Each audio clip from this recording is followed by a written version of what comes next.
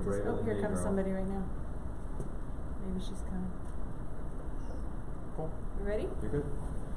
All right. Hey, everybody. How are you? Hey, you guys coming to this class, or you headed next door? I was headed next door. What class is this? Addenda and amendments. Well, if you're teaching, I like that. Yeah, you should come on back. All right. Oh, yeah. Hey, welcome. Okay, so we are live on YouTube, and my name is Ann Chenkat, and I'm with Main Dream Properties here at Keller Williams Realty, and today's class is about our amendment, because we only have one, and addenda, certain addenda, not all the addenda in zip forms. So stay tuned, and we're going to go over everything from short sales to escalation clause, kick out clause, possession before and after closing,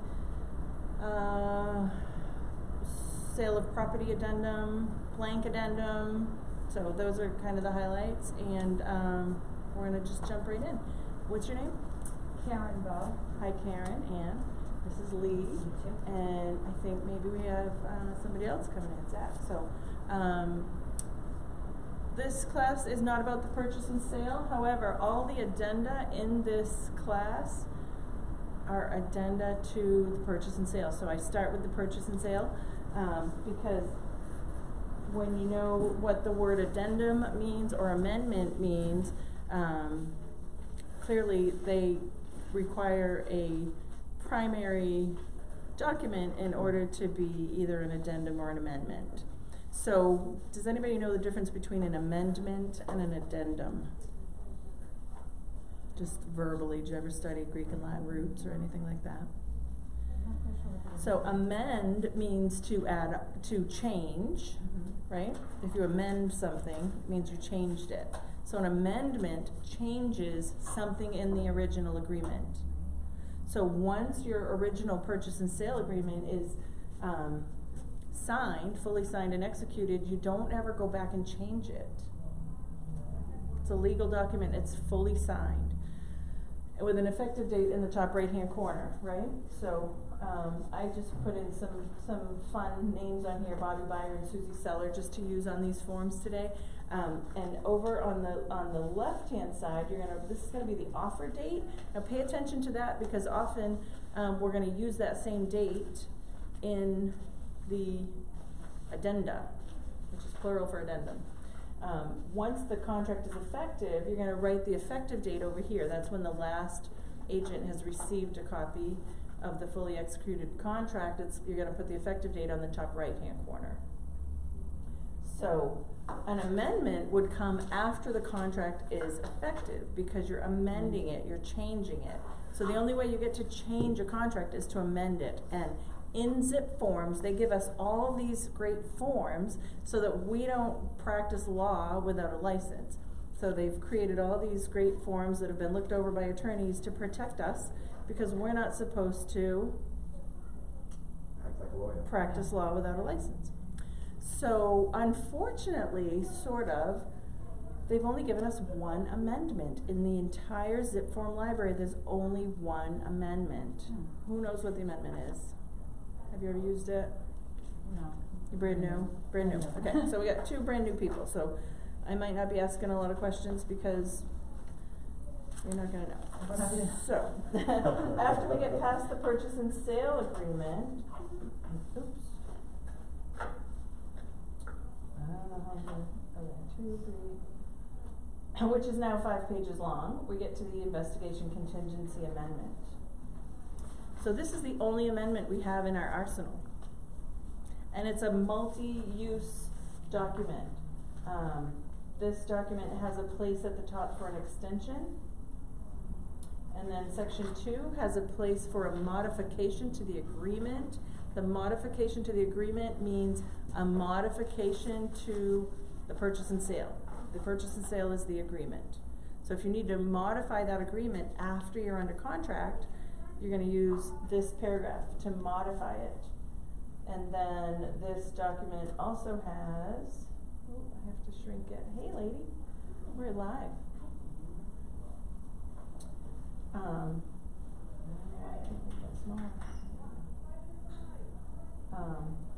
It also has an extension with a modification termination, and then it has a termination. So 5 spots on this document now. Last year there were only 4. So this is the amendment. When we talk about the amendment, this is the only one, okay? And then we're gonna talk about addenda, which is plural for addendum. So many, many different types of addenda, and an addendum, just by the sound of the word, it starts with the word add. So that's adding on to the agreement. So the amendment changes the agreement, the addendum adds on to the agreement. So an addendum is typically created at the same time as the agreement. Does that make sense? Mm-hmm. So you write a purchase and sale, and you might attach an addendum to it at the time that you're either writing the offer or countering the offer. So just to back up, I'm gonna go back up to the purchase and sale. And if you look down here on paragraph 25 at the bottom, I've got it all yellow for you right here. Right at the very bottom, it says addenda. Lead paint, yes or no? So if the house is built before 1978, you're gonna say yes, and you're gonna attach the lead paint addendum with the offer. Because the time, that's when it has to be submitted. You have to let the buyer sign it at the time of the offer by Maine law. And then other addendum, yes or no? You have to answer the question, yes or no. If you don't have any other addenda, well, it could be a condominium addendum, it could be any of the addenda that we're gonna go over today. If the answer is yes, you check yes, and then you write the name of the addendum, or more than one addenda, on that line. Okay? And don't leave that off. So you actually list them right there. Does that make sense? So that's the brief overview on between an amendment and an addendum. Now, if you need to add an addendum after you're already under contract, you kind of connect it to the original purchase and sale via the ICA, or the Investigation Contingency Amendment, because right now that's our only amendment. So you would create an amendment and then reference the addendum in the amendment, and now the contract has been changed by an addendum. Or you can add an addendum right from the get-go. Does that make sense? Mm-hmm. So an addendum adds on, an amendment changes. Yeah. When you're changing it by an addition, you're gonna use both. And the ICA, the Investigation Contingency Amendment, which we all call ICA, is sort of the glue that holds it together. So if you need to glue an addendum onto a purchase and sale after the fact, you're gonna glue it with an ICA. Does that make sense? Okay. So back to the ICA. So this is such a multi-purpose document, and typically we see this used at the end of the inspection period, before the inspection period is up. So there's an offer on the table, you're under contract, it's subject to 10 days for inspections or something like that. Typically the way this is used is at the end of that period, the buyer wants to ask the seller to change something. Oh, well, we discovered that the septic failed, or oh, we discovered there was radon, or oh, we discovered that the roof needs replacing, or oh, we discovered there's uranium in the water. And I could stand here for the whole next 2 hours and talk about what those things are that come up, but there's always something, right?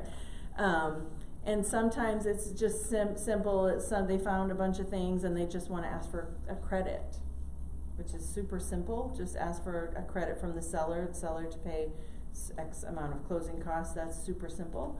And so any of those changes go down here in section 2 under the modification.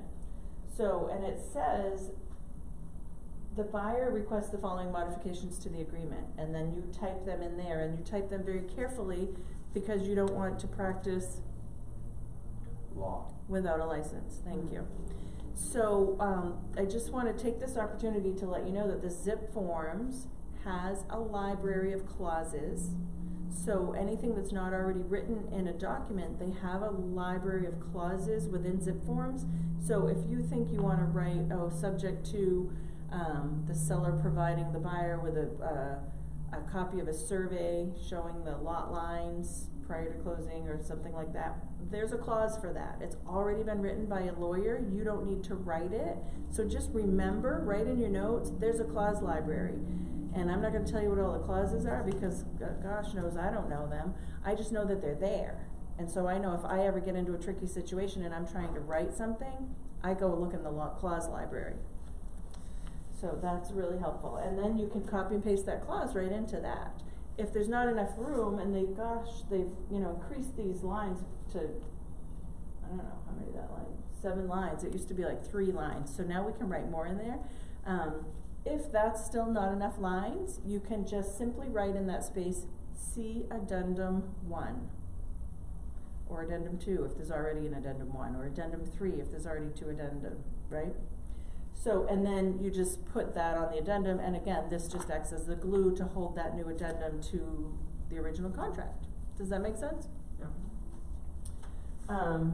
So that's where we're gonna make the changes.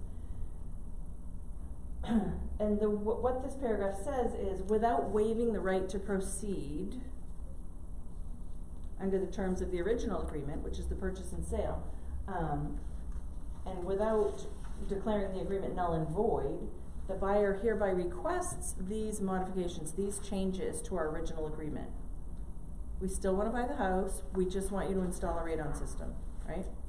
So when a buyer writes this and submits it to a seller, are they saying, if you don't install a radon system, we're out? No. No. Because they're not waiving their right to proceed, because if the seller comes back and says, no, I'm not gonna do that, the buyer gets to choose whether or not to terminate or proceed, okay? So, just because they ask for it doesn't mean they're playing hardball in this paragraph, okay? Before we get to that, I'm gonna bounce back up here to the extension. If you're getting close to the end of your extension period and maybe your water tests aren't back yet, or you need to have a structural engineer look at the deck or look at, something, and you're gonna run past your 5 o'clock deadline on the 10th day or whatever your days counting are for inspections, get an extension. So you started your contract, you're under contract with 10 days for inspections in paragraph 12, and it's day 9.5, or it's the morning of day 10, and you don't think you're gonna have what you need by 5 o'clock. Don't wait until 4 o'clock to start working on this.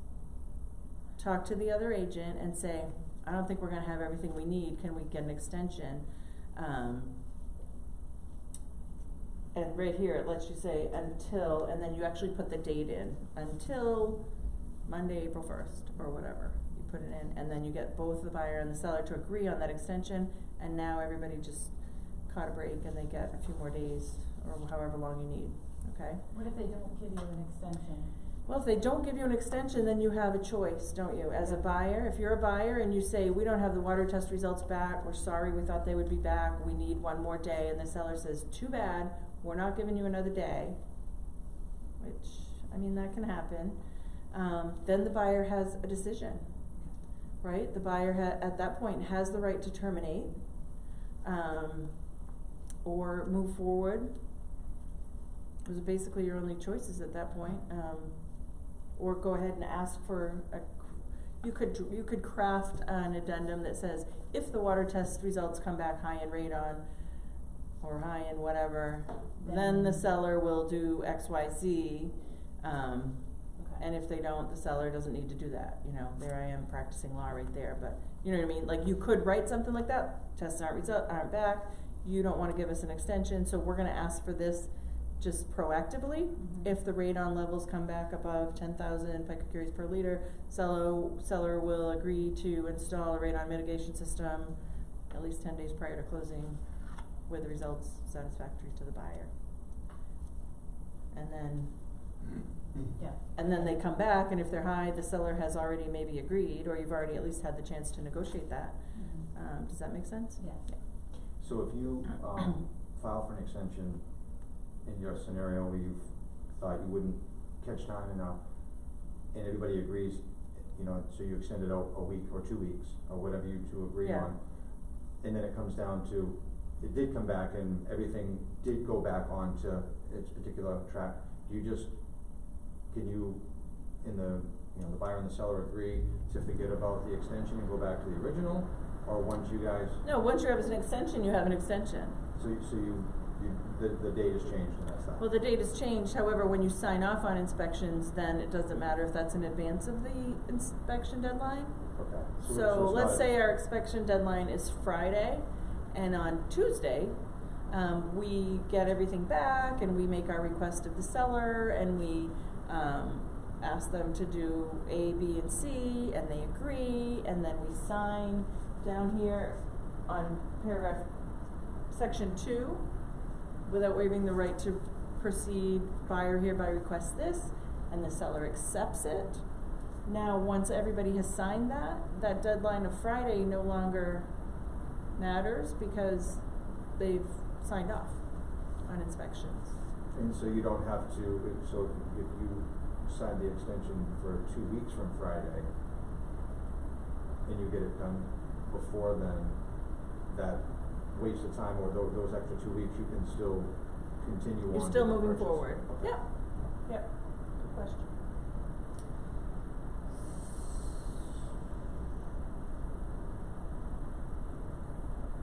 So it says right here, if the above mentioned motion, because in the bottom, the part that's not yellow, right here, if the above modifications, meaning these requests, these changes, are agreed to by the seller, then the buyer agrees that the agreement will no longer be conditioned on paragraph 12, probably. Usually we write paragraph 12 in there. So by right there, by signing below, the seller hereby agrees that the above modifications, to the above modifications and all other terms of the original agreement remain in full force and effect. So right there, when your buyer and your seller agree to that, you've now waived, you're through your inspection contingency, you've waived that. So even though you've got 3 or 4 or 10 more days left, you're done. That make sense? Yep. Okay. Welcome. Hi, thank you, sorry I'm late. That's okay. We're live on YouTube. So that's 1, that's 2. This used to be a 1-page document and now it's 2 pages. Oh, it's not 5, it's just 4. It's just a longer document now. So bear with me. It's the first time I've taught this class since we got the new forms. So section 3 of the ICA is, so this says if I've asked for an extension, this is usually from the buyer, I've asked for an extension, or I've asked for a modification, so section 1 or section 2. If these are not agreed to by the seller, we're out. Line in the sand. If you don't agree to everything we just asked for, we're walking. We're done, we're terminating the agreement. That's what section 3 says. This is a really big section. I've been in business 13 years, and I think I've only used this twice. You don't see it very often. So, I mean, it's a really important section. So if you're writing an investigation contingency amendment and you know and your buyer knows that if the seller doesn't agree to this, we can't buy the house, we're not going to buy the house. If they don't agree to do the radon mitigation, or if they don't agree to do the new septic, we're out and we're going to go find a different house, then you sign this. That's the only time you sign it. If there's no room for negotiation, you sign this. Is that clear? So just on a side note, I had somebody send me one with this section signed last year, and they asked for like these very specific things for a new roof to be done by a certain roofer with a certain shingle, and they asked for this and they asked for that and they asked for this, and they signed that. And so I called the agent and I said, oh my goodness, really? You know, like they're really gonna walk if they don't, what if the sellers agree to do the roof and they don't want to use that roofer because the way it's written, it's only good if you use that roofer. Or what if they agree to do something, you know, most of it but not all of it? Your buyer's really gonna walk? And she goes, no, I think there's room for negotiation. And I said, well, you signed section 3 and there's no room for negotiation there. So she, oh my goodness, I didn't mean to sign section 3, right? So be really careful, because when you're in DocuSign or Dotloop and you're putting those signatures in, you might just populate the signatures in all the different spaces, so just be really careful on section 3, cause it is this line in the sand. It's like, do what we're asking or we're out, What okay? did you do to fix that at that point? Well, the seller didn't sign it, Oh, and they okay, so submitted it's- another one. Okay. Yeah. She said, oh my gosh, just destroy that, I'll send you a note saying that was not our intent, and I'll send you a new one. So she sent another one with a more recent date, and we went with that. But, you know, that's another, and you're gonna learn this in Ignite if you haven't taken it already, like, communicate with your co-broke, because if I had just taken that came by email and took it at its word, I would have been like talking to my sellers in a different way than how I ended up talking to them, because I would have said, oh, they're gonna walk if you don't do all this. But before I called my sellers, I talked to the other broker and said, is that what you really meant? Did you really mean that? So it all worked out fine. They got a new roof. And the seller chose the roofer. So then number 4 is, we don't care what you agree to do, we're just out. We're done, we're not buying the house. There's nothing you can do to keep us buying this house. This is just a blanket termination. Now notice that both of these sections only have signature spots for the buyer. Okay, this is a unilateral clause. So unilateral, only one person. Don't need the seller to agree. It's just the buyer saying, we're not gonna buy the house anymore, it has way too many problems, we're out. One signature and the contract becomes null and void. Now you still probably have to do an earnest money release form, which is another form in another class. But it effectively terminates the contract. Both of these. Clear? Any questions on the ICA, Investigation Contingency Amendment? The only amendment in our library.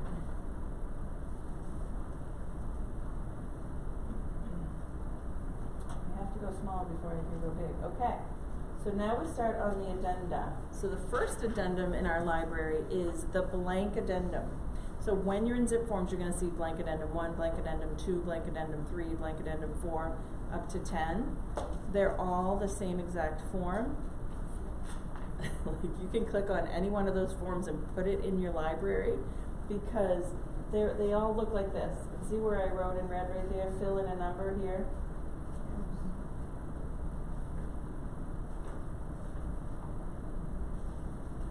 You type in the number there. So if you already have an addendum 1 with your contract originally, and you're doing another one maybe with an ICA, you're going to call that one addendum 2.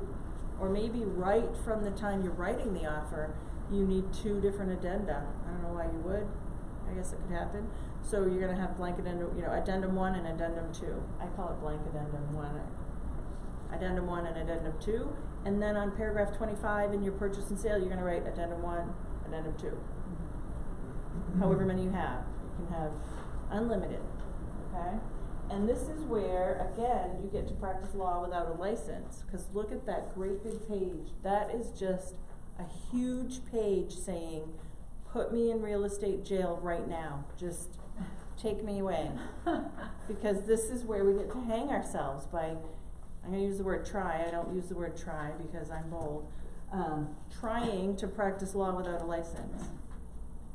So as new agents, or anybody watching the class that doesn't have experience practicing law, I would, again, refer to the clauses, and there's not always going to be the perfect clause.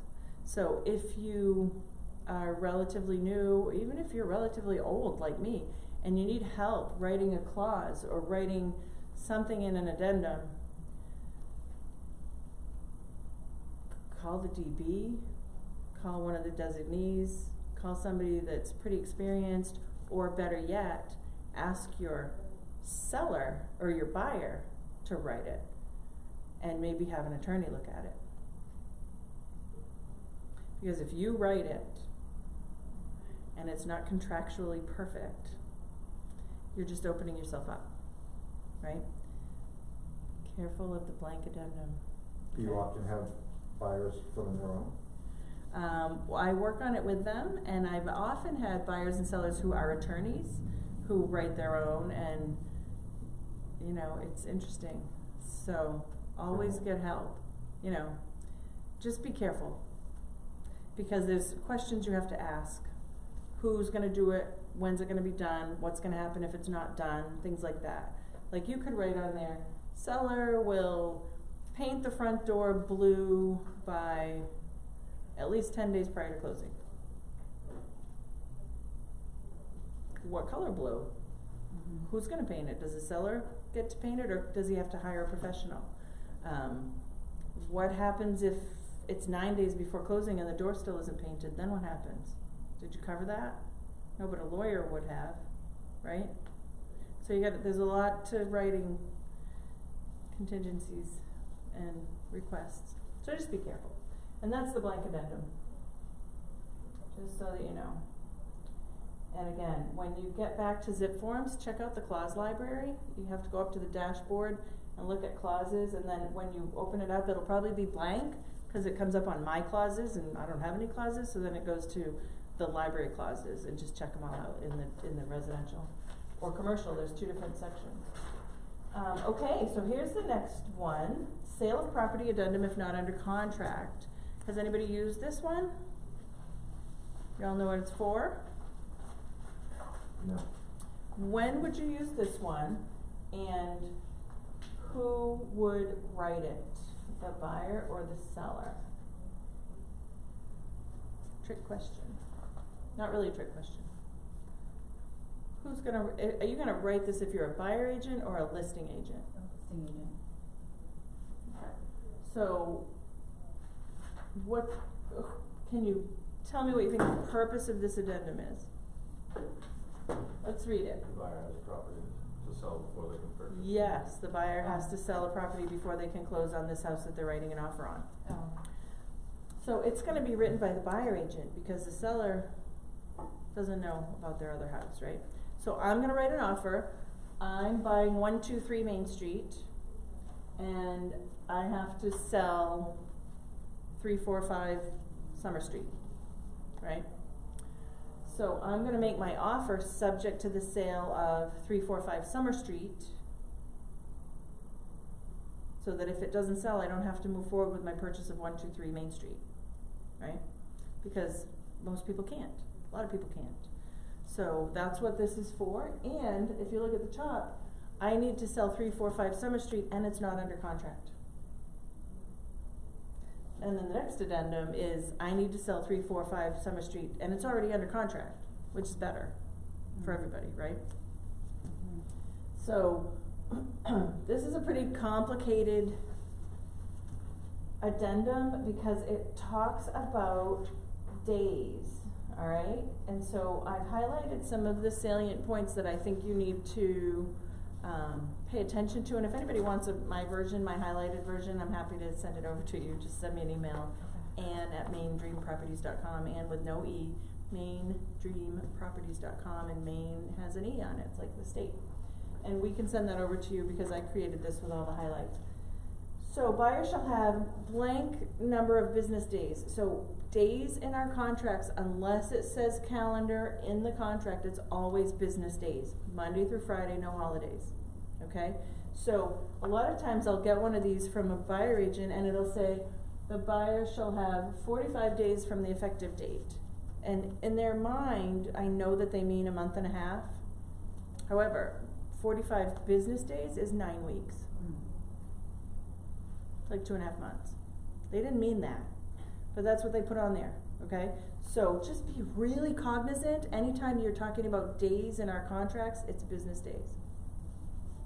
So sometimes what I do is I know we're not supposed to edit these forms. However, for clarity, sometimes I will strike out days from the effective date of the agreement, and I will just write in there, buyer shall have until May 1st, 2019 to enter into a bona fide purchase and sale agreement. So I just put a date on there.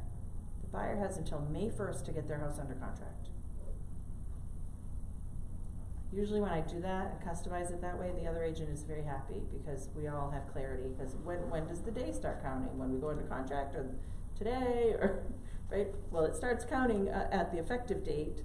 However, it could take you 3 or 4 days to negotiate, and those days haven't started counting yet. Does that make sense? So The right way to do it is to put the number of business days in there. The Ann Chinquette workaround is strike that out and put the date. Sorry, YouTube, if you disagree. Then sometimes when a house is subject to the sale of another property, the seller will ask for a kick-out clause, which we're gonna talk about later, and we need to talk about it right now because it's talking about it in this addendum. So a kick-out clause addendum is another addendum that might be added right from the get-go. And this box is yes or no. You have to check one of them. The seller's right under any kick-out clause involving the sale of property 2 shall be suspended as soon as property number 2 goes under contract. Usually that's, I don't know, probably shouldn't say usually. I think most people would want that to be a yes because I need to sell my house. I'm gonna work really hard to get it under contract. Once it's under contract, I don't want you to be able to kick me out anymore. I wanna know that I can still buy the house because now my house is under contract.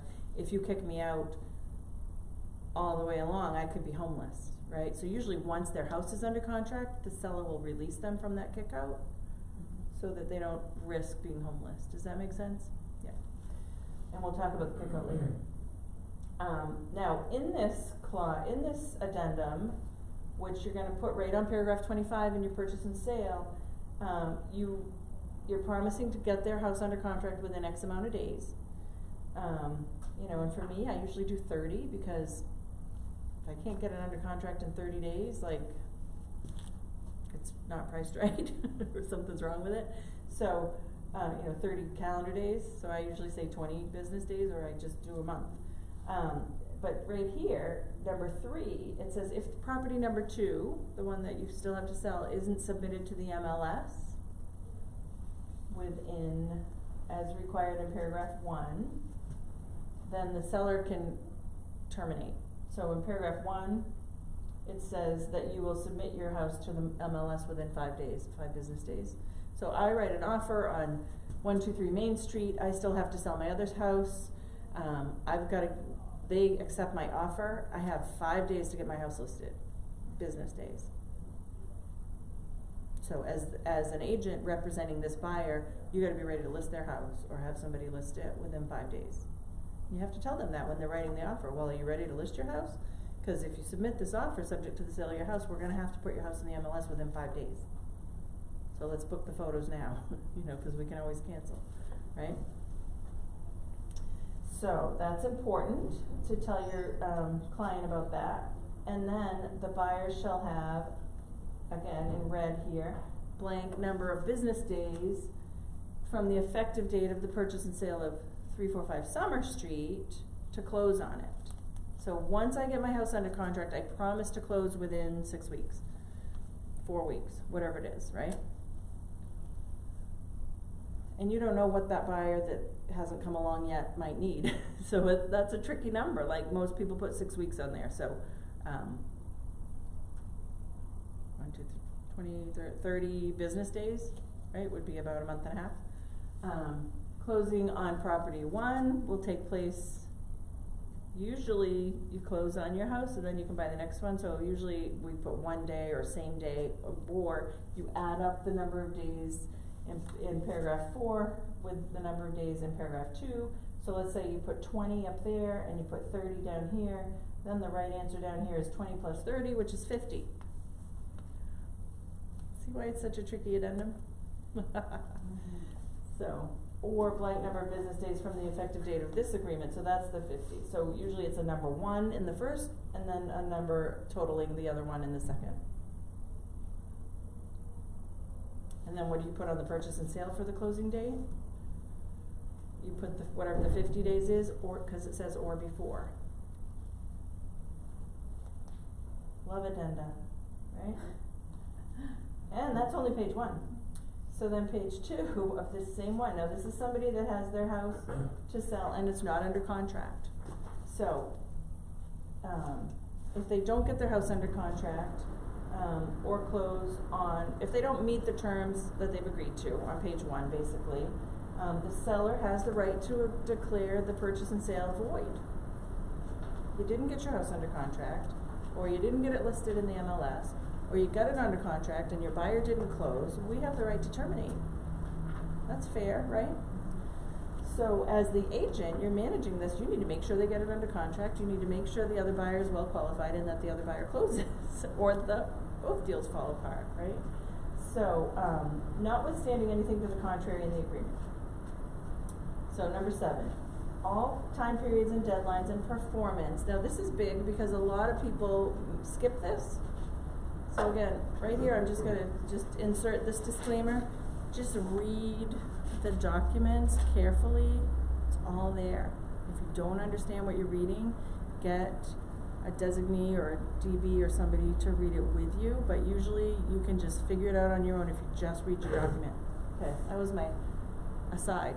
So, notwithstanding anything to the contrary, all deadlines and time periods, they usually run from the effective date here. So your effective date is March 27th, day 1 is March 28th.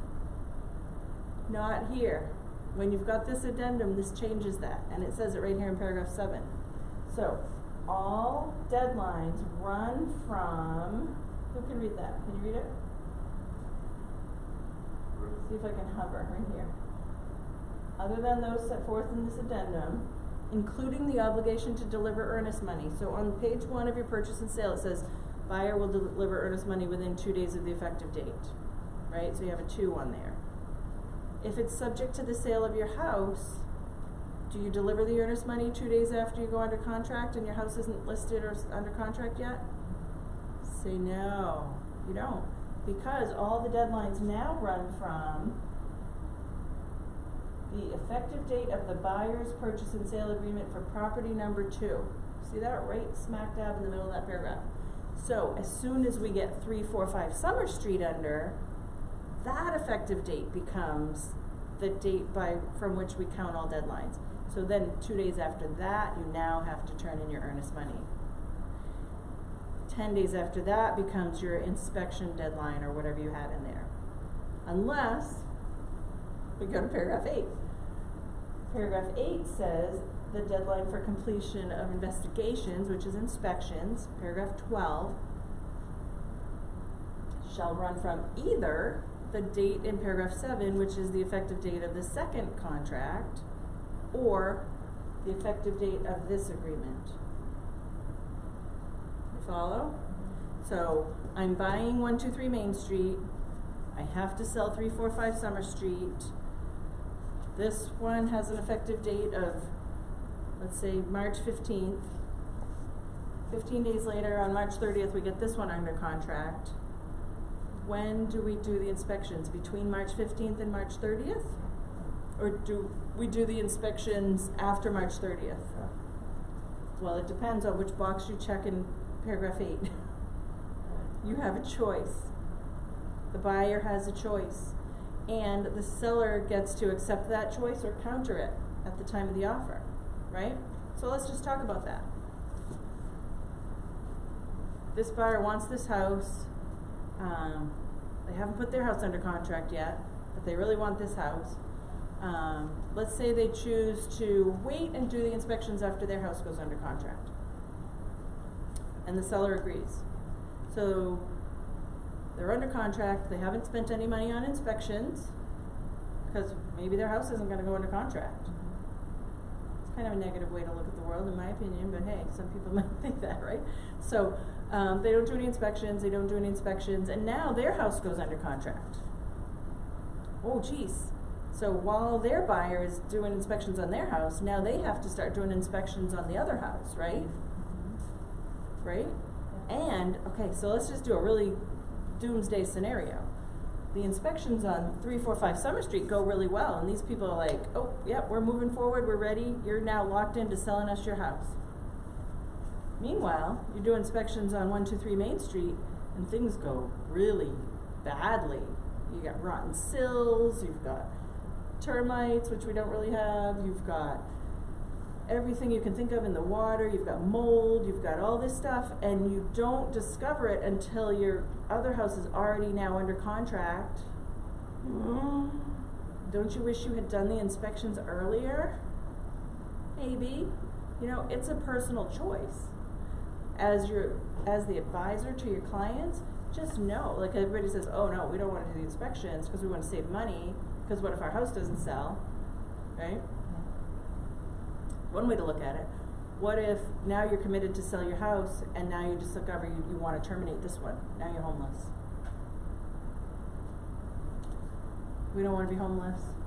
So, sometimes the buyers will choose to do their inspections right up front, because by the time their house goes under contract, they've already signed off on all their inspections. The house is still contingent on the sale of their house, so they might be out $3, $4, $5, $8, $1,000, you know.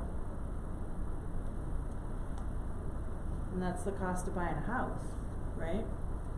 So, 2 ways to look at it. And your job is not to make that decision for your buyers or your sellers, just to know what the options are and to be able to explain to them, well, you know, you can wait and do your inspections, and if you do that, what if you get a buyer that comes along, not subject, they're gonna buy your house with no inspections.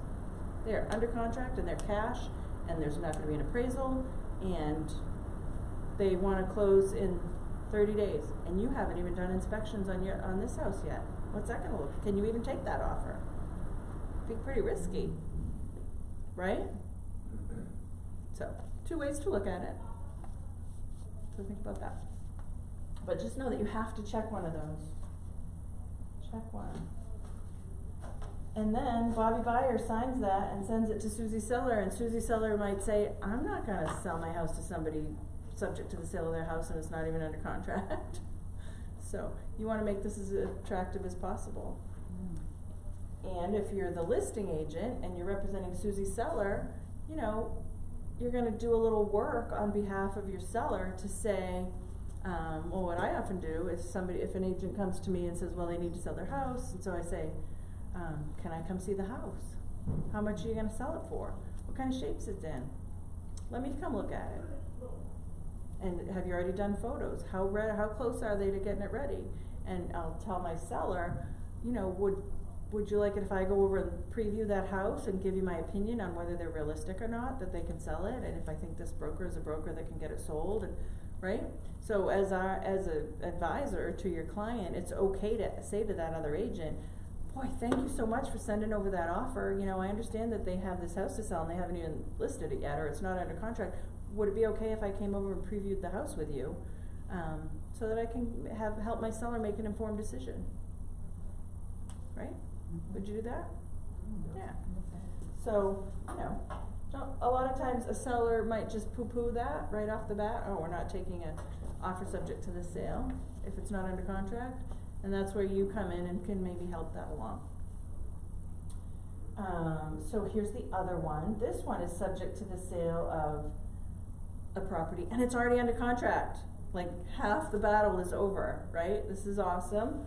So, same thing, Susie Seller is selling 123 Main Street, Bobby Buyer wants to buy it, and I didn't fill out the rest of this. So, buyer's obligation, so Bobby the buyer, his obligation under this agreement are still subject to closing on 345 Summer Street, right? So you put that in there, you name the property. Buyer shall have until blank to close on the property. Well, by now you already have a purchase and sale, so you just put that closing date in there, or maybe buffer it by a couple days in case the buyer runs into a glitch with their loan or something, right? So you might pad it by a few days. And this one, it's not the number of business days, you just say the buyer will have until May 27th to close, or whatever, you put the date in. And then you say the closing on property number 1, which is 123 Main Street, will be X amount of days after property number 2. Usually people want to close on the same day. Close on 1 in the morning, close on 1 in the afternoon. So communicate that to all the parties, that it's a double closing, so that you can make sure the first one closes in the morning. Because if the title company or somebody wants to close that one in the afternoon, that's going to make it really hard to close both. Or blank days from the effective date. This is just like the other one. And then again, if the buyer fails to close on that property within the date specified, the seller gets to terminate.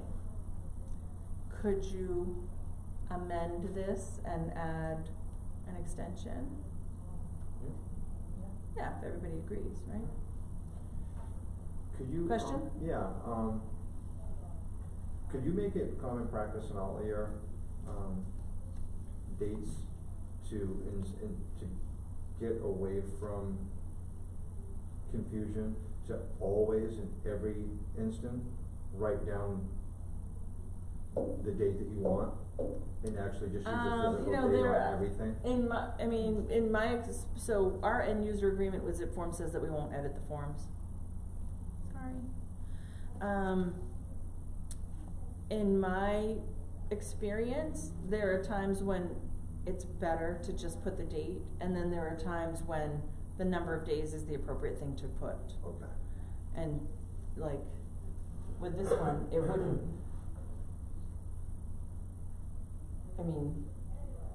X amount of days from the effective date, or so many days from the closing on the other one. Like I said, it's usually 1 or 2 or 3 or 0, which means same day. It's really the appropriate thing to put here, because you've already named the closing date in your purchase and sale. Okay. Kickout clause, okay, so now we come back to this kickout clause that we referenced earlier in the subject to sale. So, the kickout clause is used when, does anybody know, has anybody ever been in a kickout clause situation? No? So, in our new Flex MLS, it's really cool because the status, you can search active listings, and it will say active with a kickout, pending, continue to show, and all 4 of those still show as active. So you can look at it. Because when a house is active with a kickout, it's really under contract with a kickout, and we call it active with a kickout, because you could still write an offer and maybe get it if the buyer cannot or chooses not to perform under the terms of the kickout. Is that clear? So, give an example.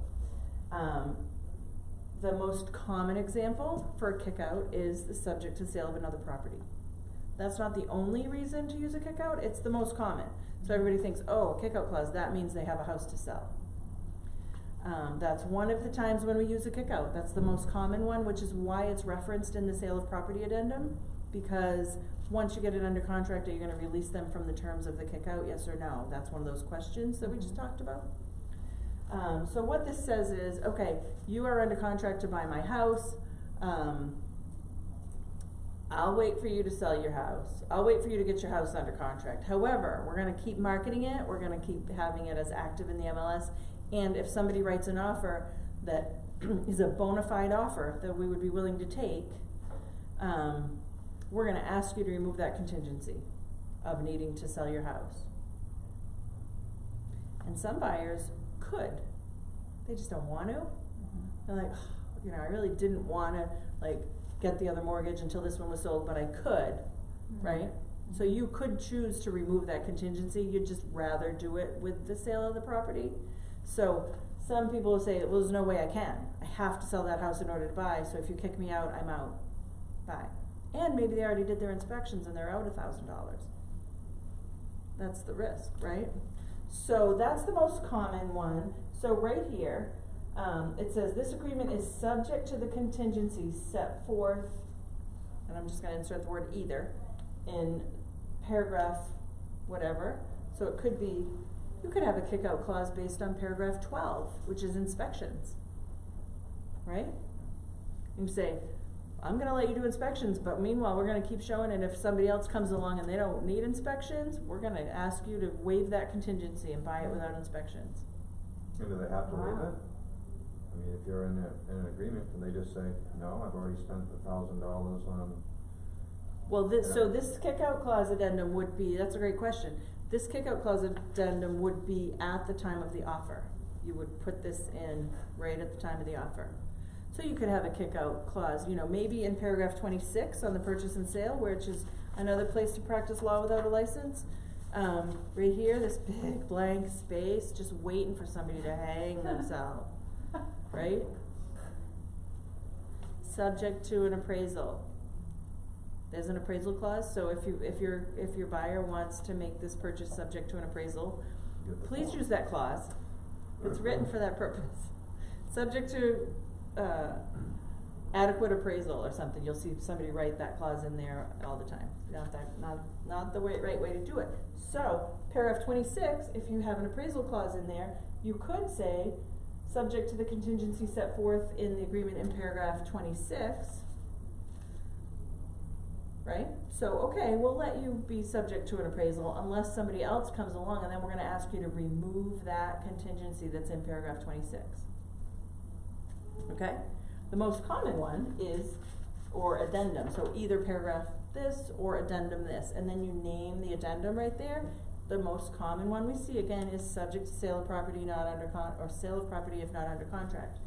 So, and I just want you to know that that's not the only reason we use the kick out. It could be for anything.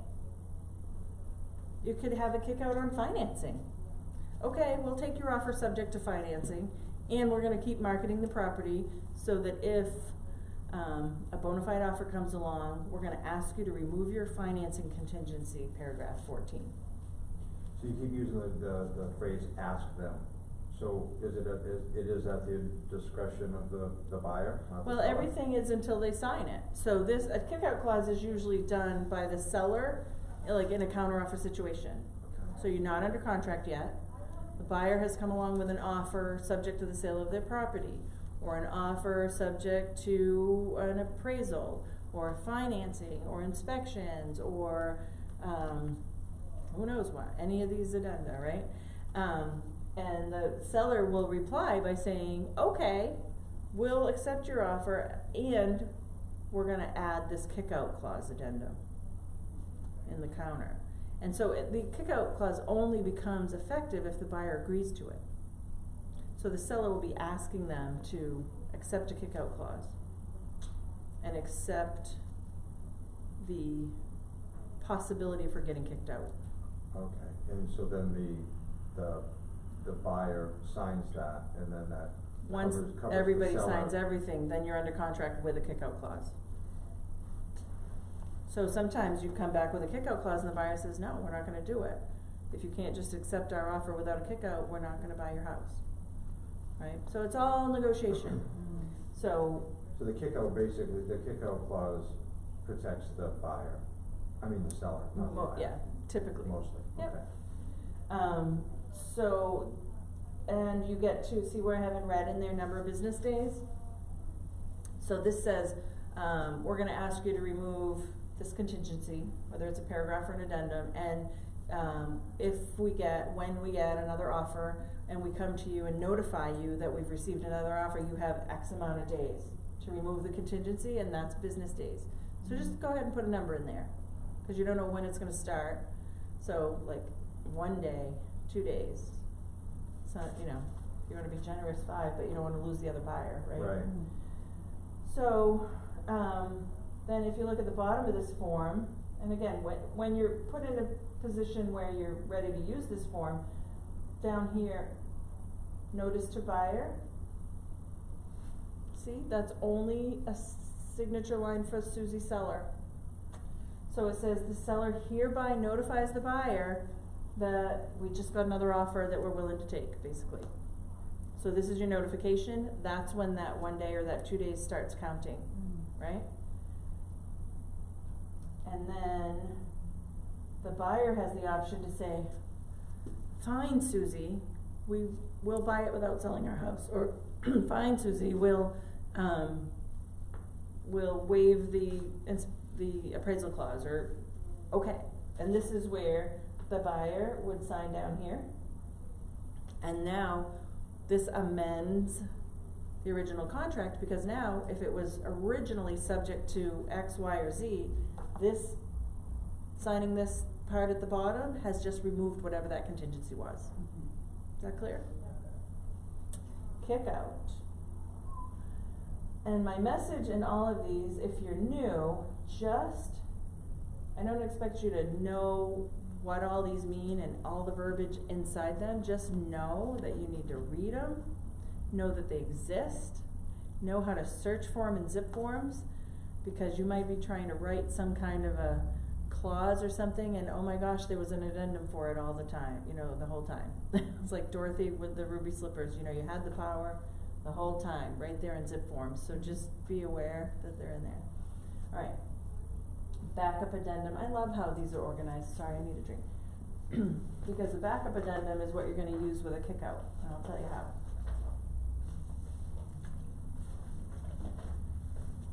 Backup addendum says that Susie Seller is selling 123 Main Street, and she's already under contract to Bobby Buyer, right? And then, I don't know, give me another buyer. Who's my next buyer? Lee, buyer Lee. I was gonna say Brenda or something like that. So another buyer comes along that wants to make an offer, and you wanna have a backup offer, backup contract. Once it's signed, it's a contract, right? So the way a backup works is, it's like, I love the Miss America analogy, because if Miss America can't go to the Miss Universe pageant, the first runner-up automatically goes, right, if something happens to Miss America. So that's what this is. If anything happens to the first contract, then whoever is under contract in backup position number 1 automatically becomes under contract. The seller doesn't get to put it back on the MLS. You don't get to take new offers even if they're better above it, because you have accepted this. If you accept this in position number 1, you're saying that if anything happens to my first contract, I'm gonna take this one from Lee or Brenda. So this backup addendum, is this from the real estate agent? That's, I mean, what is? Yep, so let's talk about that. So, I just listed a house and it went under contract 2 days later, and then you bring me a buyer and you're like, and my buyer wants to write a contract, and I'm like, dang Lee, it just went under contract, why don't you show it anyway, and if your buyer likes it, write an offer and with a backup. So then you get to be, if the seller accepts it, I mean, if it's a horrible offer, the seller is probably not going to accept it. So the seller can counter offer and you can go back and forth. And then when it gets to a point where the seller would be willing to accept it in backup position, you can accept it and hold it in backup. And just like the other ones, so you put position number 1, or I could say, well, I already have one backup. Why don't you write another one and you can be in position number 2. And sometimes by the time the first one terminates, the buyer in position number 1 already found another house, so number 2 gets it, right? Does the position number 1 know that there's somebody else in the second position? Nobody needs to know anything. Okay. You don't even need to tell the original contract that you have a backup. Okay. Sometimes we don't Okay. tell them. You don't have to tell them. It's up to the seller Okay. whether you want to disclose it or not.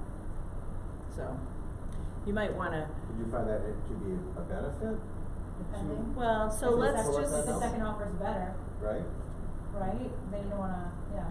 So let's just say hypothetically, you have a house under contract for $350. It was listed for $370, and it didn't sell, so they accepted this offer for $350. And wouldn't you know it, as soon as you accept that offer, you get an offer for $370. Oh my gosh, too late, you're already under contract. So you accept that offer in backup position number 1, and then you hope and pray that this person terminates, right?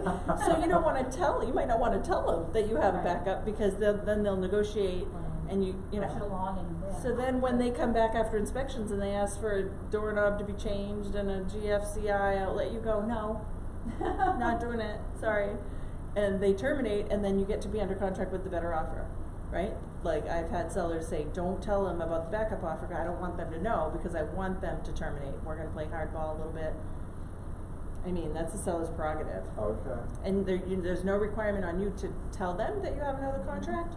And it's not up to you. It's up to your seller, always. We don't decide, we just advise. So. But if you actually had two people, if you had the first contract, and then somebody came up and asked you again, so potentially to you it doesn't matter, because you have 2 people that want to buy the property. Are you talking about me as the agent or me as the seller? You as the agent. You have 2 people came up to you and wanted to purchase this property. One's under contract, and then you told the other one that it's already under contract, you could be a backup. Right. Yeah.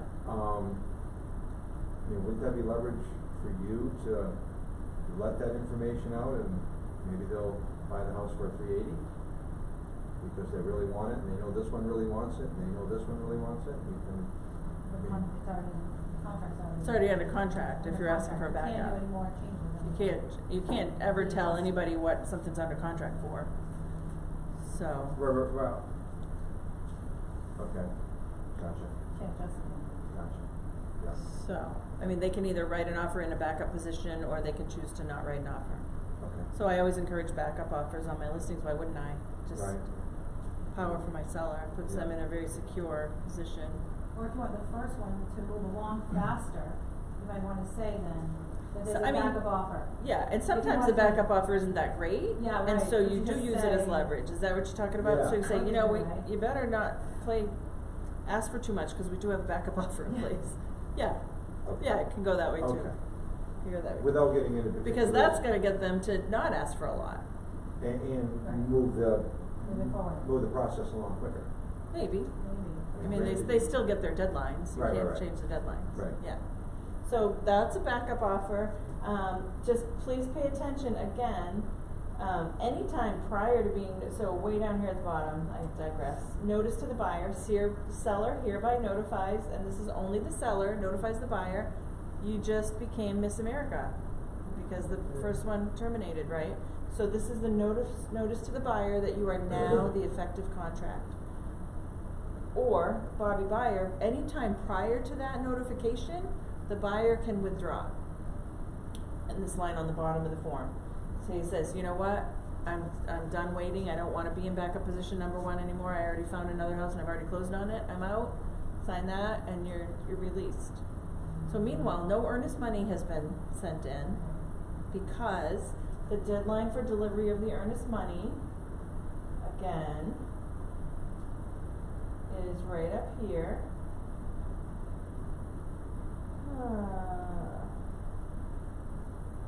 Paragraph 2, notwithstanding, right in the middle again, just like last time, notwithstanding anything to the contrary in this agreement, all time periods and deadlines set forth in this agreement, including the obligation to deliver money, do inspections, all that stuff, runs from the notification date, which is that one at the bottom, rather than the effective date. So this notification date down here, when the seller finally says, congratulations, you're now under contract, that becomes the new effective date as far as deadlines go. You don't change the effective date on your contract, that's still the effective date. But you don't turn in earnest money or schedule inspections or anything until this new date down here becomes the deadline counting date. Does that make sense? Yeah, similar to the subject to sale. But so if you have a backup contract Mm-hmm. person, that person in the second position can still be going and looking Yep. for other. Yep, because if they find something better, because chances are they're not gonna get the house. Right? Right. However, right. nothing ventured, Yeah. nothing gained, so why not just hang out there in backup position number 1 if it's still your favorite house, and you keep going and looking at other houses, and maybe you find one and you're like, oh, I don't even want this house anymore, I'm gonna take this one, then you would just withdraw. Okay. And you have the right to withdraw anytime prior to your notification. Mhm. Now, let's say you're just getting ready to withdraw because you just put another house under contract, and darn it, you get notified that you're now under contract on this. Now what do you have? You have a buyer under contract on 2 houses. Is that a problem? Yeah. Yes. No, No. not a problem. No, it's not. I mean, it might be a problem. That was a trick question. If you're a seller and you're under contract to 2 people, Yeah. because you countered 2 people at the same time and you're under contract on the same house to 2 different people, that's a problem, right?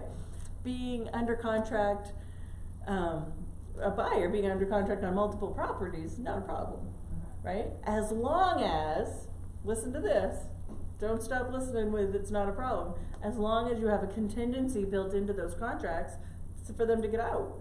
Okay. Like if they're under contract on both of them, cash, no inspections, gotta close no matter what, that could be a problem. In that case, you would definitely wanna withdraw this one before you have them accept that one, Mm-hmm. right? Mm-hmm. That's rare, so probably you've got some inspection days in there, probably you've got the delivery of earnest money, like they may never deliver their earnest money, you've got things in there that are gonna protect you. Mhm. So, I mean, just watch it carefully, don't forget that you've got somebody under backup when they go to buy something else, you know, I mean, you wanna monitor it. Yeah. But just because they went under contract on that, you don't necessarily have to withdraw this, you could keep it out there if they still like this house. Cause it could happen, and as long as they're still in inspections over here, Mhm. what if Something they're happened. 5 days into their inspections over here, and then this one becomes the backup contract, they might go, oh, Yeah. right? I mean, it's their choice. Make sense? Mhm. So many fine points to real estate, isn't it fun?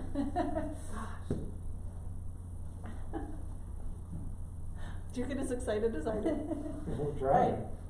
So, the next two addenda are about possession of the house, or the property, doesn't have to be a house, right?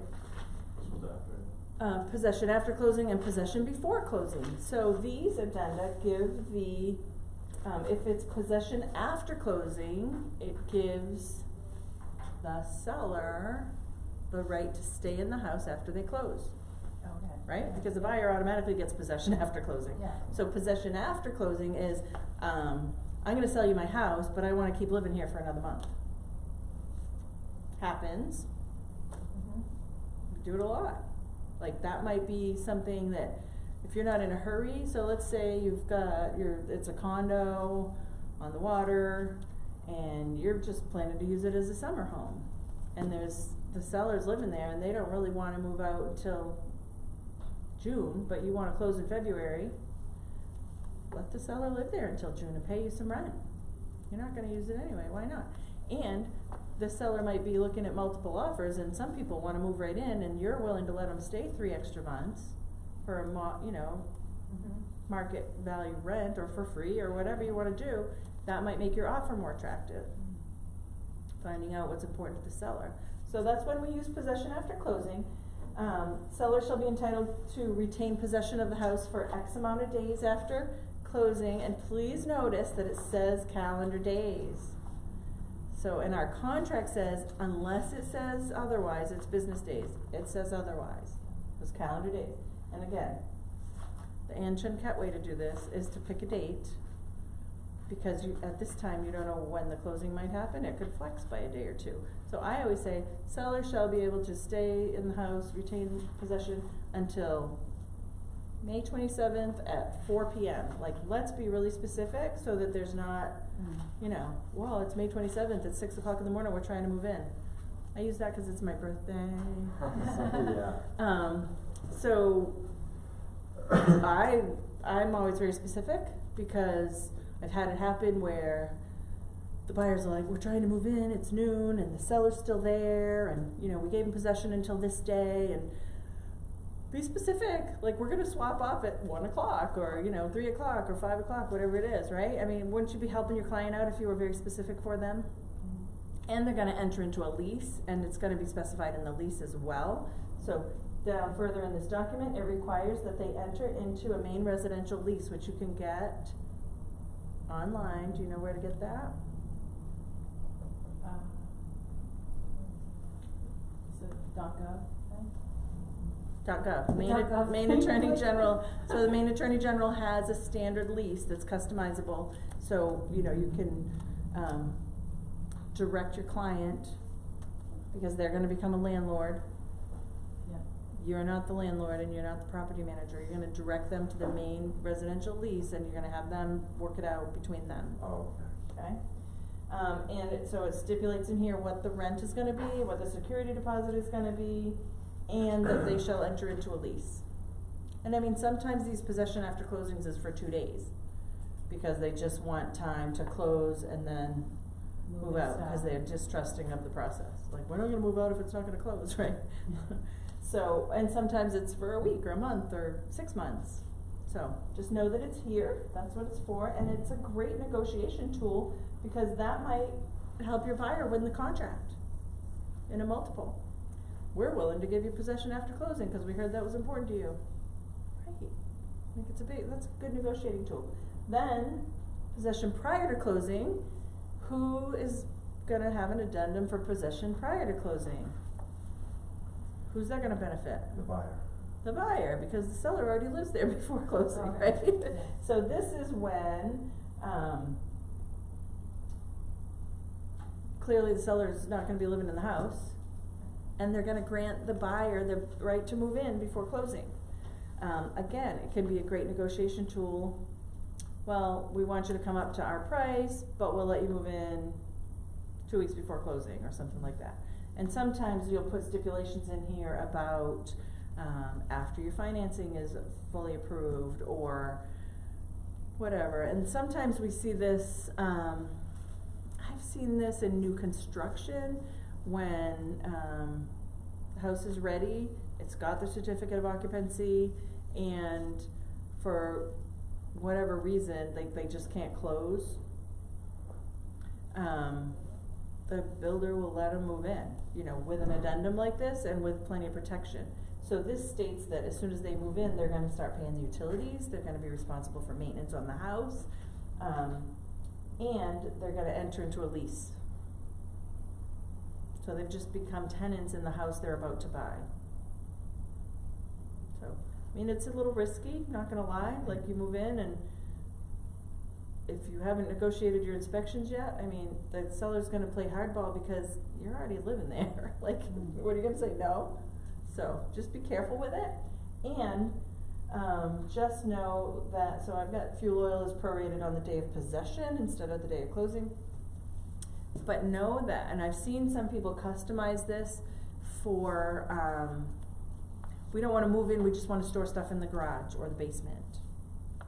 So we want possession, but only for our things, we're not gonna start staying there. There's a different addendum for that. It's not in this class, but you can look it up, okay? So just know that you don't have to customize this for that reason. There's another addendum for storage of personal items on the property after closing for the seller or before closing, for the buyer. So like maybe you're gonna close in March and the kids' play set is frozen to the ground, and you wanna come back in June after the ground is softened and get it, so you've got possession after closing for your swing set or whatever. Or you might wanna store stuff. So that's a whole different addendum, it's not in this class. Any questions on possession? That's not a question. Oh, no, this is a. I'm just stretching, okay. Yeah.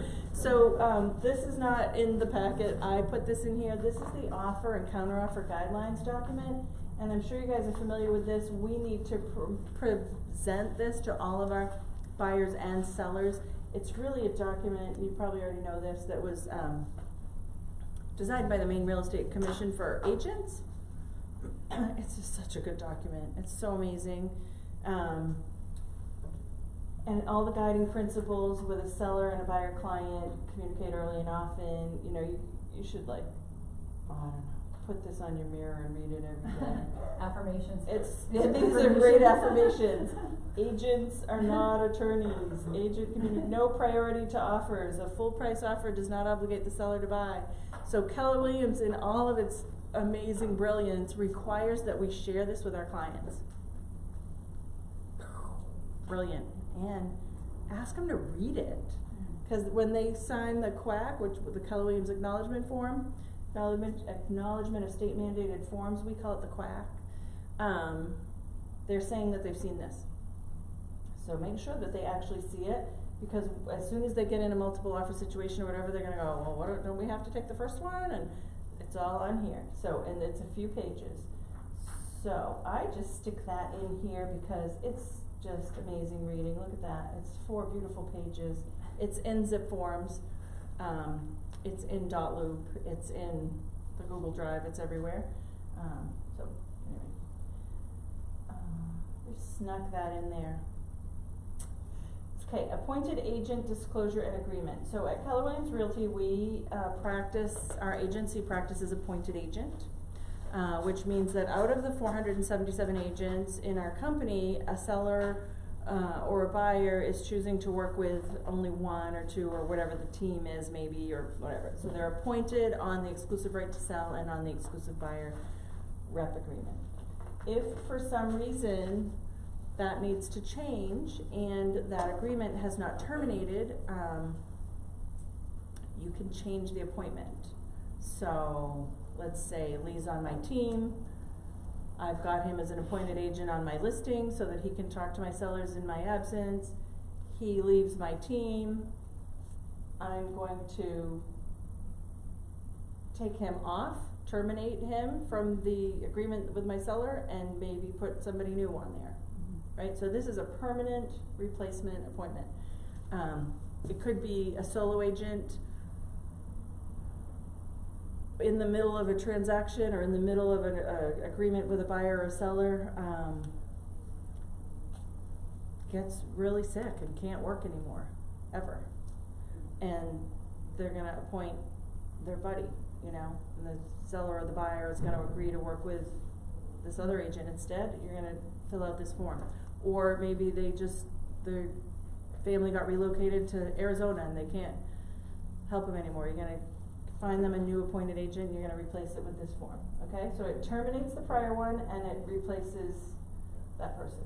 And then there's one that's a temporary appointment.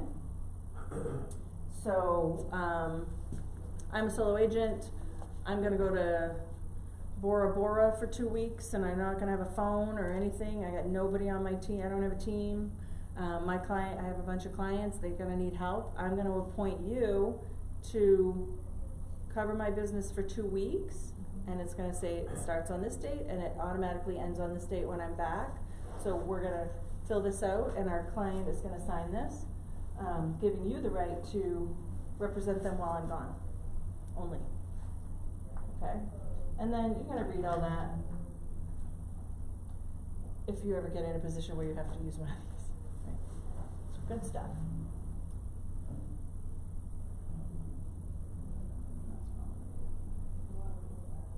Short sale addendum. Okay. I know I'm doing all the talking. If you guys have questions, just ask. We're clipping right along in this class, so we're gonna end early, guys, because we're almost at the end. So this is a 2-page addendum. Y'all know what a short sale is? Just in a nutshell, who can describe a short sale? Anybody? Want me to do it? Yeah, go ahead. I'll do it. Okay, a short sale is when a seller owes more on the property to a creditor, a lender, than the house is gonna bring in the sale. So I owe $250 on the house, I can only sell it for $250, and after closing costs and all that, I'm not gonna have $250 to pay off the lender, they're gonna have to accept $220. I'm making up the numbers. Get the point, right? So it's short. Right. I'm a little short, right? So you're a little short with your lender. So you have to get permission from your lender to sell your house, because you're not allowed to sell your house and not pay the lender back in full. So if you're short, you have to get short sale approval from the lender, or you have to come up with the money.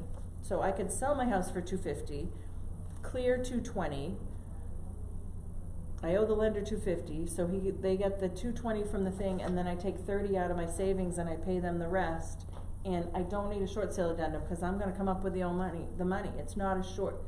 I mean, technically it's a short sale, but it's not this kind of short sale, because you've just avoided a short sale by coming up with the money yourself. Mm-hmm. Sold my car, and now I can pay the bank off in full. You don't need a short sale addendum if you're going to come up with the money. You only need a short sale addendum when you're going to ask the lender, the creditor, to take less than you owe them. You're gonna let me sell this house, and I'm not gonna pay you back what I owe you. That's when we use a short sale. There's a lot of them that still go on. There was a million of them after the crash, you know, 2006, 7, 8, 9, 10, right? They're better now, but you know, talk to Cash Wiseman. He does a fair amount of them. Do you have a question? It did. So if they're gonna, if they're trying to, if they owe $250 and they're gonna sell, if they sell it at $220, Yeah. how do you know that they have? Do you have to get a proof of funds or something to know that they're making up that extra 30, or is that just the bank's deal? Well, they're not gonna be able to close if they can't pay off the loan. But Yeah. But would you ask for like proof beforehand? That would, or you take know, I on that haven't even thought of that, responsibility? but I mean, that would be a good idea. Yeah. And it's really, you know, the title company's gonna wanna see that. The title company's gonna get a copy of the contract, and they're gonna say, well, we got your loan payoff, you're short. Mhm. So then the buyer's gonna the seller is gonna have to wire some money or bring a check or whatever. So, is it our responsibility to ensure that they have proof of funds? I mean, I guess, because if they, I don't know, Kathy Manchester, I'm gonna ask you that question, okay? Let's talk to Kathy about that. That would be prudent, I would say, because if they get to closing and they don't bring the money, they've just defaulted on their contract, because they're not performing under the terms of the contract, which is to sell these people this house, And then right? you're kind of stuck too, having gone through all the work, right? Yeah. Yeah. So it's, you know, it wouldn't be, if you don't trust them, like, make sure you show me the money, yeah. Walk Good to the idea. bank. But this is a short sale addendum, and this is typically the way it would go. Sometimes in the MLS, it will say right in the internal remarks, this is a short sale subject to lien holder approval. And then you know that you need to write a short sale addendum, with your offer. And you would put it on paragraph 25, and you would submit it. Sometimes they keep that a secret, or sometimes if the house were to sell at full price, it's not a short sale, but as soon as you come in a little bit lower, you've just created a short sale. So you're just gonna go ahead and submit an offer, you don't know that it's a short sale, and then the listing broker might come back to you with a short sale addendum in the counter offer. Oh, by the way, the seller is willing to accept your offer, and they're letting you know that it's now gonna be a short sale, and so there's this short sale addendum. And some buyers might not wanna get into a short sale, cause it could take months, you know? So, the short sale addendum can be done at the time of offer by the buyer agent, or it can be brought into play in the negotiation process by the listing agent. Does that make sense? So what it says is the purchase and sale is further subject to the following terms. The seller represents to the buyer that the purchase price is less than is gonna allow us to pay off the house. And so you give the seller X amount of business days, again, I put that in there in red, to get approval from the bank. And that can take, you know, it depends on who the bank is, it depends on who the listing broker is, it depends on so many things, it depends on maybe there's 2 banks involved, or 3. It could be one loan and a home equity loan and a second, a junior mortgage. So you might need 90 days, which is 60 business days, you know, it could take longer. I mean, I've bought short sales before, and oh my gosh, it took us 6 months to get the short sale approval from the bank. It can be a long time. So you have to agree. If the seller is not able to obtain the short sale consent by that deadline, the agreement is terminated. Anytime prior, if you keep reading in here, you'll see that anytime prior to the bank approval, the buyer has the right to terminate. Buyer's never locked in. Why does it take so long? I would think that the bank would want to get their money back for the property. I agree. One would think. One would think. That's a I whole know, other, they that's a wanna whole get other off. discussion. Whole other, alright. Okay. And so it goes on like that, talks about, how many days from after we receive the short sale consent from the bank, the closing will take place within X amount of days. So you get the short sale consent, now you're gonna apply for your loan and, do all that, so you're gonna need some more days after that. Subject to additional addenda attached, yes or no. So just know that there's a short sale counteroffer addendum. So if you're gonna add the short sale counteroffer addendum or any other addendum to this, you're gonna check yes on that. This says this is not the only addendum, keep reading. Got that? So don't miss that line down there. They just sneak it in there between the signatures. So, that's why I highlight them. So this is a 2-page document. So this is where, again, similar to the kick-out clause and the sale of property, notice of receipt of consent. So the seller hereby notifies the buyer that we just got bank approval. And here's a copy of the bank letter. That's what the top one is for, again, only signed by the seller. Notice of termination, only signed by the buyer. we're done, we haven't gotten your short sale consent, we're out of here. That's that one. And then extension of time, they can both nicely agree to extend the time period for the bank.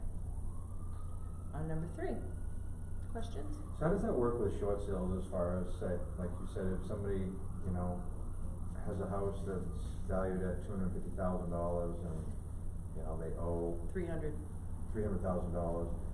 and I come up and offer them $175,000. You know, does all that play into effect as far as what the bank? Is it listed? Yeah. Yeah. Yeah, I mean, it's all part of the short sale process. So, again, a whole nother class. Okay. I mean, I was a certified distressed property, CDPE, certified distressed property expert, back in the day when they were just rampant, and a lot of us got that certification to deal with short sales. It was like a 2-day class, so it's a lot to it. Yeah. Cash would be a good resource if you have in-depth questions about short sales. You got that, Cash? So short sale counteroffer addendum. So this usually is presented by the buyer. So the seller comes back and says, it's gonna be a short sale, and you're gonna have to agree to wait for the bank. And then the buyer comes back and goes, okay, I'll agree to wait for the bank. However, I want you to promise me that you're not gonna keep marketing it to other people and accepting offers unless the bank forces you to. So that's what this counteroffer addendum is. Because a lot of times, back in the day, I don't know, I haven't dealt with a short sale in a while, but they would just keep taking offers. And so you have no way to know if yours is really the offer that's gonna get chosen. And now, I think in a lot of cases now, maybe in all, I don't know, they'll only send one offer to the bank at a time now. So this is kinda like, okay, let's get our offer into the bank, see if the bank takes it, and then, so that's what the counteroffer is. Seller agrees to discontinue all advertising and marketing of the property and to not consider any further offers for the property during our time under contract, unless the seller requires. So that's the counteroffer for that. And again, if you find yourself dealing with a short sale as a buyer agent, or my goodness, as a listing agent, go get some help. Like, don't even attempt a short sale without somebody right beside you, because they are tricky, you know. And there's plenty of people in our company who have dealt with lots of them over the years, and partner up with them and get some good advice. I'm probably not the best person for the listing side. I've only done a couple in 13 years, so it's a good business for the people that specialize in it. Oh my gosh, escalation addendum. So this is not even the addendum. This is the summary and instructions, which is 1, 2 pages. So I would say to you, if you ever find yourself in a situation where you are either receiving an escalation clause or an escalation addendum from a buyer agent and you're the listing agent, or you're a buyer agent and you have a client who wants to do an escalation clause or addendum, make sure you read this 2-page document over and over and sit with your client and read it with them until you both understand it. And go get help. It's tricky, okay? There's so many things that come into play in escalation. Look, diligence, general advice, warning to buyers. Warning to buyers, here's a good one. Okay, maybe you don't know what an escalation clause is. Escalation clause says, I'm aware that I'm in a multiple offer situation. I'm willing to pay X, $2,000 more than the highest buyer, up to a maximum of $350.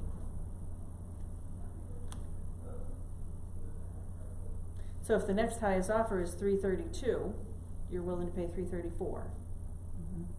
If the next highest offer is $348, you're willing to pay $350. If the next highest offer is $360, you're out. cause you've just told them your max, Yeah. and you'll beat any other offer by 2,000 net. Net, not gross, but net. Net of closing costs, net of whatever.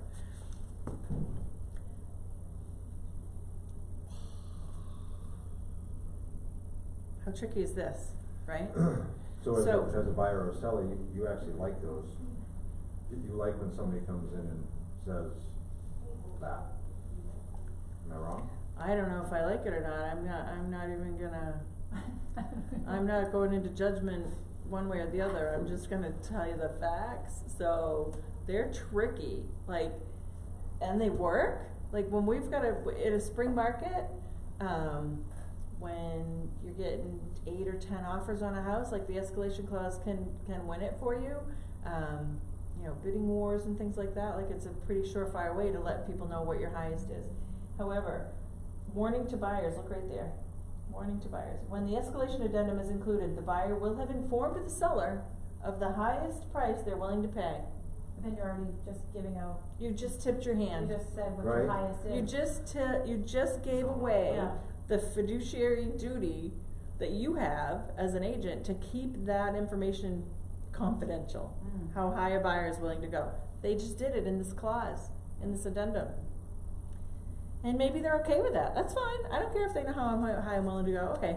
So let's just run some scenarios here. Let's say the house is listed at $325, I've got multiple offers and they range from $300 to $325. And then your buyer comes along and says, I got like 10 offers and they're all between $300 and $325. And your buyer comes along and says, I will beat any offer by $2,000 up to a maximum of $345. So now you just sell your house for $345. Well, if we use the escalation clause and the highest offer is $325, we just sold the house for what? $327. What's another thing that the seller could just do? Just terminate the contracts and tell the guy, put it up for sale for $340 or whatever, you know, his highest bid was. Can you do that? No. You have so- Not terminate the listing contract? If I'm the No. seller, Yeah, so I'm a seller, I've got 10 offers between $300 and $325, and then I've got this guy that just came along and said, I'll beat them all I'll beat the highest one by 2,000 up to $345. I'm gonna instruct my agent to just go ahead and counter that person at $345. You don't have to use the escalation addendum. Just counter you. I'm just gonna counter you at $345. I don't care what the next highest offer is. You just told me you're gonna go to $345, I'm gonna counter you at $345. So, then. Think about that, and just then- think and about then- that. And But then what if if- they back out, and then if they say, if they withdraw the $345. Well, if they withdraw it, then it doesn't matter, but, right? So you send me this thing in an addendum, in an escalation Right. clause, and then I go, oh, wow, okay, they're willing to go let's just counter that one at $345. So then you get a counter, no escalation addendum attached, so we now don't have to prove what the next highest one is. It's just a plain old counter offer, Mhm. no escalation clause, a counter offer at $345. Are you gonna take it? You gonna sign it? You gonna buy the house? Probably they would. Probably, Yeah. I don't know.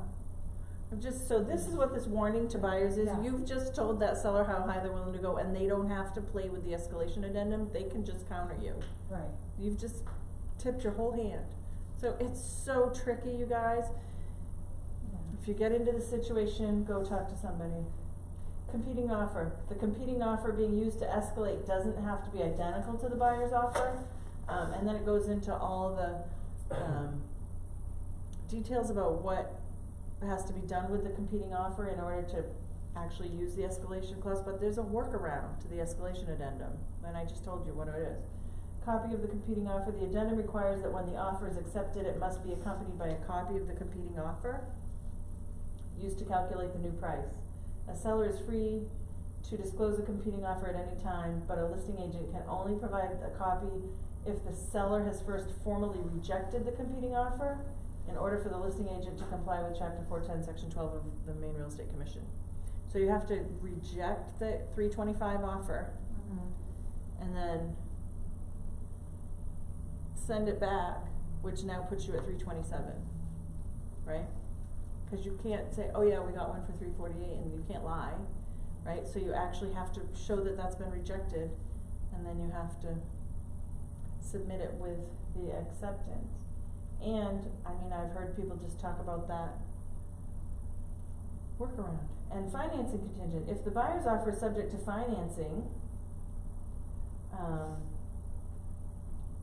they have to indicate by checking the appropriate box in paragraph 5 whether that percent will continue to be based on the original price or the escalated price. It raises the issue of whether the property will appraise.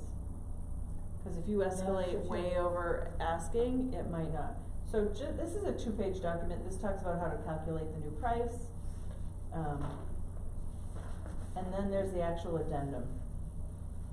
So you would, as a buyer agent, you would submit this addendum with your offer. You would check it off in paragraph 25, and it would be an addendum to the offer. I've seen a lot of agents write it in paragraph 26, like their own wording for an escalation clause. Buyer will pay $1,000 more than the highest price up to a maximum of blank. So that's an attempt at writing an escalation addendum in one sentence. Is that the right way to do it? No, not. So I've had it done. I've had sellers receive an escalation clause in paragraph 26 along with 7 other offers and not take it, even though they promised to go higher. And the reason why my seller didn't take it, they didn't trust the financing from that buyer. There are other terms in there, you know, relative to inspection days.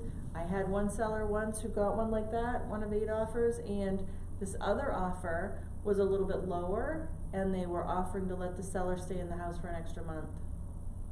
Because the seller was under contract on a house that they couldn't close on for a while, and so that worked out perfectly. They took the lower price, got to live in their house. The escalation guy didn't win. Didn't win. And it was written in paragraph 26. Not well. So if you are going to use it, please use the addendum. It's the right way to do it. And if you are going to use it, just discuss all the risks with your buyer. And if you're the seller, explain to the seller what they need to do in order to use the escalation addendum to get their highest price. And they always have the right to just counter. So this is where you would write it in. Increase to blank of more than the competing offer, maximum offer. Competing offer has to be a bona fide arm's length transaction. You can't say, oh yeah, I got an offer from my brother for $335. You know, it's got to be real. And then there's a little worksheet down here, which is just information. It's just a helpful worksheet for the parties to understand how the offers stack up. Super complicated for a novice, super complicated for a veteran. That's how we end the class, with that awesome escalation clause addendum. There are other classes that are taught here that cover a different packet of addenda. There's one, you know, for condominiums and things like that. So take all these classes. This is going to be on our YouTube channel. And if you have any questions, if you want a copy of my highlighted, marked up 2019 version, just email me and I'll send it out. And Ann, A-N-N, at Maine, with an E on the end of it, MaineDreamProperties.com. Or you can email team at Maine Dream Properties and Chris will send it to you. So any questions? You guys are great. An hour and 40 minutes. This is the shortest this has ever taken me. So thank you so much. Thank you. See you on YouTube. We're out.